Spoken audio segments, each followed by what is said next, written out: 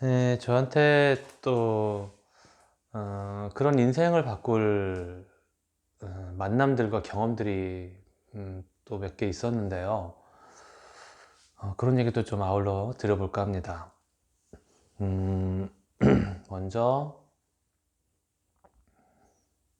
음, 제가 고1 때 교통사고를 당했어요. 상당히 크게 당했습니다. 그래서 근 10개월을 병원에 있었는데 뭐 인생이 많이 달라졌겠죠. 근데 그거가 제가 초등학교 한 2학년 때쯤에 꿈에 분명히 봤거든요.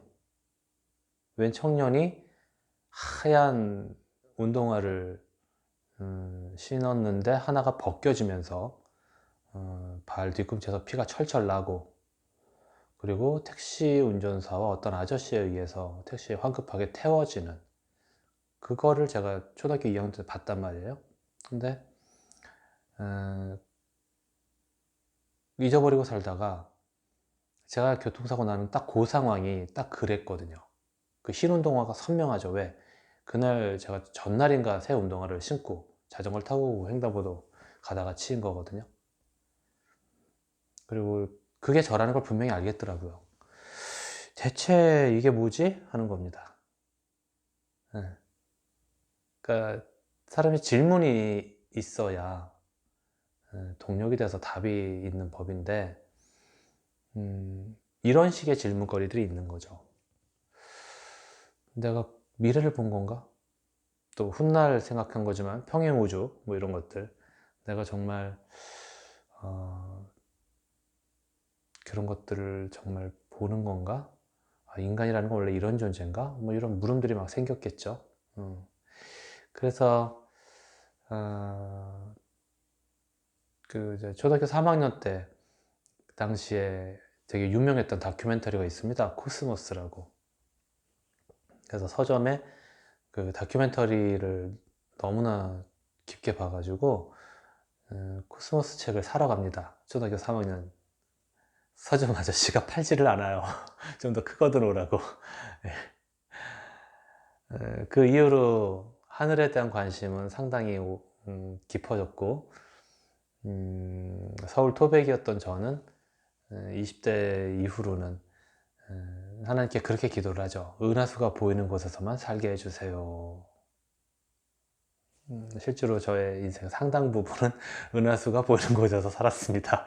뭐 버스 하루에 4번 들어온다든가, 뭐 섬에 가서 산다든가, 뭐 이런 식으로. 예. 뭐 그리고 저희 어머님한테 제가 어릴 때부터 그런 얘기를 많이 했대요. 엄마, 나는 시골에서 선생님 하고 싶어. 애들 대여섯 명 이렇게 데리고 있는 작은 학교에 선생님 되고 싶어. 이런 얘기 많이 했대요. 뭐 저는 이제 선생님이 된 건 아니지만 평생을 이제 그렇게 가르치는 일을 하면서 살았는데, 실제로 그렇게 소그룹을 중심으로 일을 해왔습니다. 더 많은 이들 앞에서 강의할 기회들이 물론 있긴 했는데, 제 마음은 정말 한 명이어도 상관없이 같은 에너지로 그렇게 가르치고 있더라고요. 그게 저의 에너지인 것 같습니다. 근데 제 인생을 바꾼 또 아주 중요한 만남에 대한 얘기를 한다면, 21살? 20살? 그때쯤이었던 것 같습니다. 미네사라고 하는 모임이 있어요. 지금도 검색해보면 나옵니다. 미래를 내다보는 사람들의 모임. 그 미네사에서는 외국에 있는 어떤 첨단의 흐름들, 그것이 과학일 수도 있고 영성일 수도 있고 마음 공부일 수도 있고 뭐 새로운 이론일 수도 있고, 그런 것들을 한국에 소개해 주는 걸 그 모임의 취지로 삼았어요. 근데 그 미네사에서 제1회 신과학 심포지움을 열었습니다. 이제 거기에 제가 그 당시에 학생 기자하신 분이어가지고 맨 앞줄에 앉아가지고 그 심포지움을 참여했거든요. 뭐 당시에 공옥진 여사 뭐 공연도 보게 됐고, 또 그 전자 바이올리니스트 유명했습니다. 그 사람도 좀 보게 됐고, 뭐 좀 규모가 있었던 행사 같아요.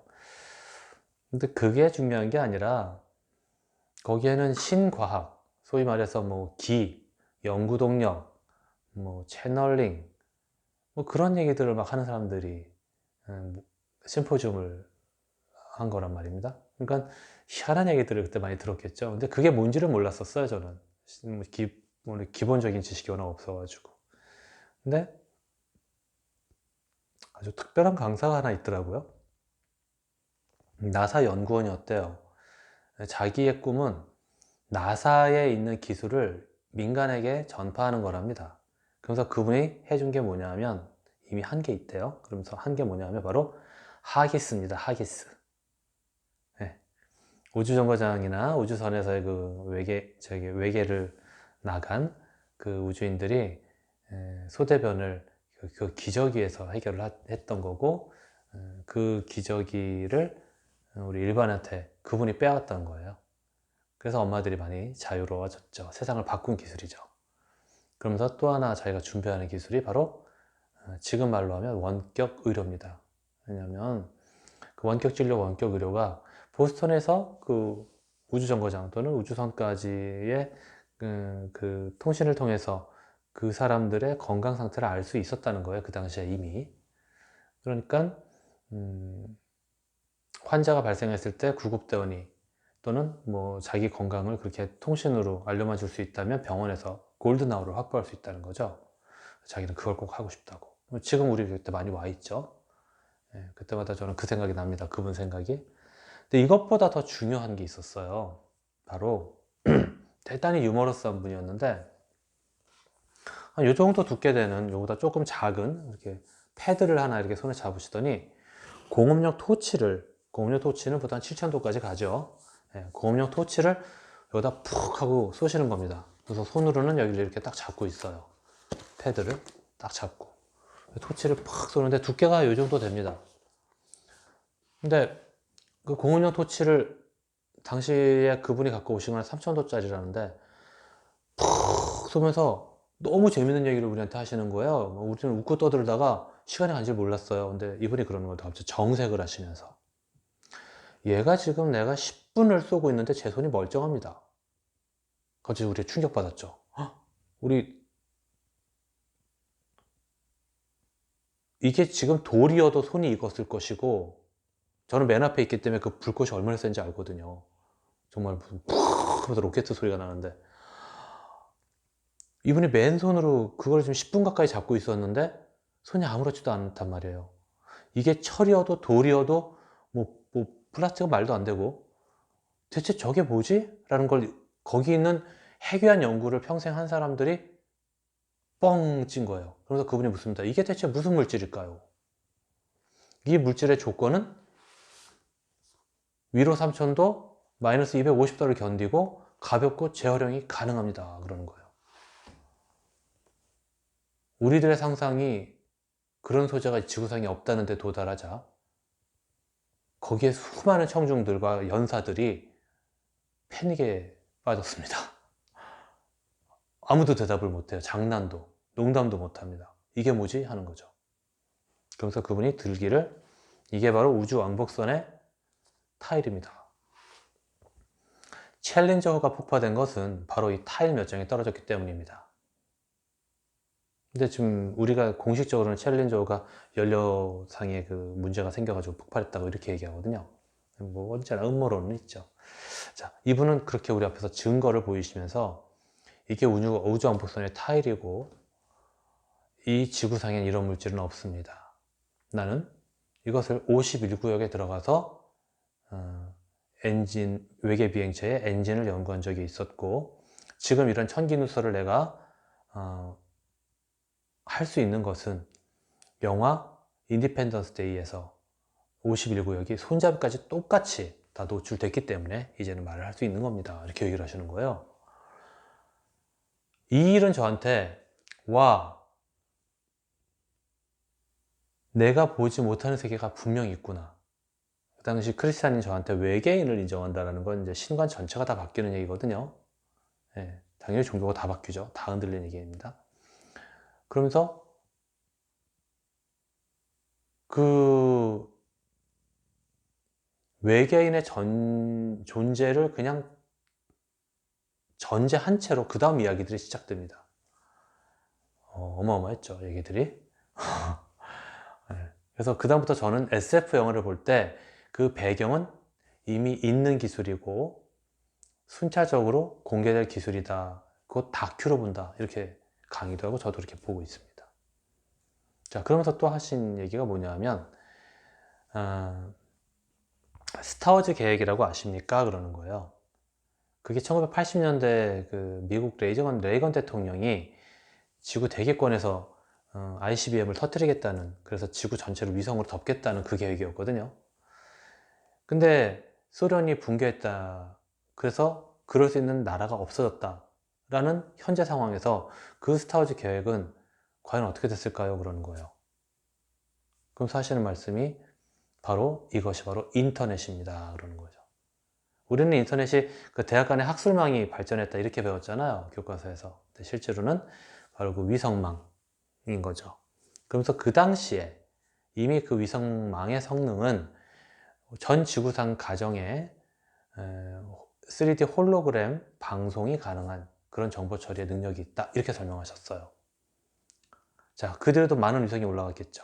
우리가 지금 보고 있는 이 스마트폰이라든가 이거 스마트폰에 대한 모든 뭐 내비게이션이라든가 뭐 여러 가지 그런 기능들, 또 TV라든가 또 어떤 그 가정 전체를 이제 다 전체적인 통제를 할 수 있는 또 스마트 시티 이런 전반적인 것이 가능한 이유가 바로 인터넷 때문인데, 인터넷은 바로 이런 우리가 잘 몰랐던 그런 역사 속에서 만들어졌고 지금도 일반인들은 잘 모르는 그런 방식으로 운영되고 있다는 겁니다. 이것을 이제 21살에 경험한 저로서는 세상 보는 눈이 또 달라지죠. 근데 참 묘한 게 그 후 며칠 후에 제가 지리산에 갔어요. 지리산에 갔는데 우연히 이야기를 나누게 된 제 또래의 청년이 있었고, 그 청년이 저한테 묻습니다. 나는 원래 미국 보잉사에서 근무하던 사람입니다. 근데 내가 한국에 왜 왔을까요? 그러는 거예요. 그래서 에? 그랬더니 나는 삼성자동차, 그 당시 삼성자동차가 막 생겼을 때예요. 삼성자동차의 프로젝트 팀으로 왔고, 거기서 내가 하는 일은 바로 자동 항법장치, 비행기에 있죠? 비행기에 있는 자동 항법장치를 차량에서 구현하기 위해서 왔습니다. 이렇게 설명을 하는 거예요. 그래서 지금 어디까지 완성된 줄 아십니까? 그러는 거죠. 예? 그랬더니 한국은 도로가 노후돼서 그 경계석 있죠? 인도랑 그 도로의 경계석, 걔네들이 부분 파괴되어 있다는 거예요. 그거를 차선으로 오인해서 차가 인도로 올라갈 수 있다. 이 오류만 수정하면 당장이라도 도로에서 차는 혼자 갈 수 있는 상태, 거기까지 이미 와 있었다는 겁니다. 중요한 건 이게 30년 전이에요. 그땐 내비게이션도 없었죠. 네, 지금처럼 자율주행차라는 건 SF 영화에 나오는 개념이었잖아요. 근데 지금 벤츠라든가 이런 유수의 기업도 아니고 갓 만들어지는 삼성자동차가 그거를 시행한다고 한다면, 과연 이미 앞서 있는 메이저급 자동차들은 어느 수준까지 와 있었을 것이며, 지금 우리가 이제사 자율주행차라든가 뭐 이런 걸 얘기하고 있는데, 과연 지금 보고 있는 기술은 언제적 기술일까요? 이게 이제 제가 사는 세상이 된 거죠. 그러면서 이제 에너지에 대한, 또 파동에 대한 이런 것까지 쭉 나가게 됩니다. 또 그 얘기 이어서 드리도록 하겠습니다.